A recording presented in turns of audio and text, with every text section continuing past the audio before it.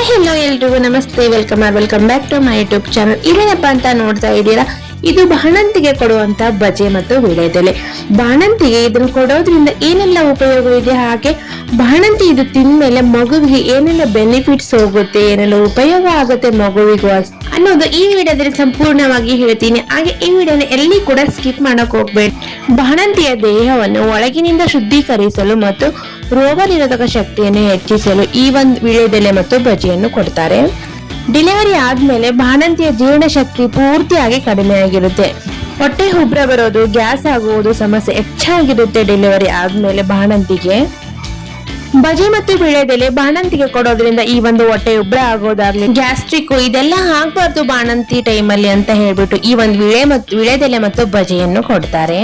ಹೆರಿಗೆ ಆದ್ಮೇಲೆ ಬಾಣಂತಿಯರಿಗೆ ರೋಗ ನಿರೋಧಕ ಶಕ್ತಿ ಪೂರ್ತಿಯಾಗಿ ಕಡಿಮೆ ಆಗಿರುತ್ತೆ. ಬಾಣಂತಿಗೆ ಕೆಮ್ಮು, ಜ್ವರ, ಶೀತ, ತಲೆನೋವು ಇದ್ಯಾವುದು ಬರಬಾರ್ದು ಅನ್ನೋ ಕಾರಣ ಬಜೆ ಮತ್ತು ವೀಳ್ಯದೆಲೆ ಕೊಡೋದು. ಹಾಗೆ ಬಾಣಂತಿಗೆ ಎದೆ ಹಾಲು ಹೆಚ್ಚಿಸಲು ಇದು ತುಂಬಾನೇ ಹೆಲ್ಪ್ ಮಾಡುತ್ತೆ ಅಂತ ಹೇಳ್ಬೋದು. ಹಾಗೆ ಬಜೆ ಮತ್ತು ವೀಳ್ಯದೆಲೆ ಯಾವುದೇ ಕಾರಣಕ್ಕೂ ಬಾಣಂತಿಯರು ಮಿಸ್ ಮಾಡಕ್ ಹೋಗ್ಬೇಡಿ ಅಂತ ಹೇಳ್ತೀನಿ.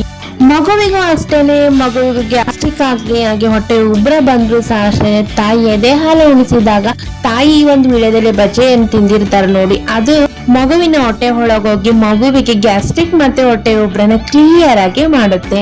ಇನ್ನೊಂದೇನಪ್ಪಾ ಅಂದ್ರೆ, ಬಾಣಂತಿಯರಿಗೆ ಈ ಒಂದು ಬಜೆ ಕೊಡೋದ್ರಿಂದ ಬಾಣಂತಿಯರಿಗೆ ಯಾವುದೇ ಕಾರಣಕ್ಕೂ ವಾತ ಸೇರ್ಬಾರ್ದು ಅಂತಾರ ನೋಡಿ.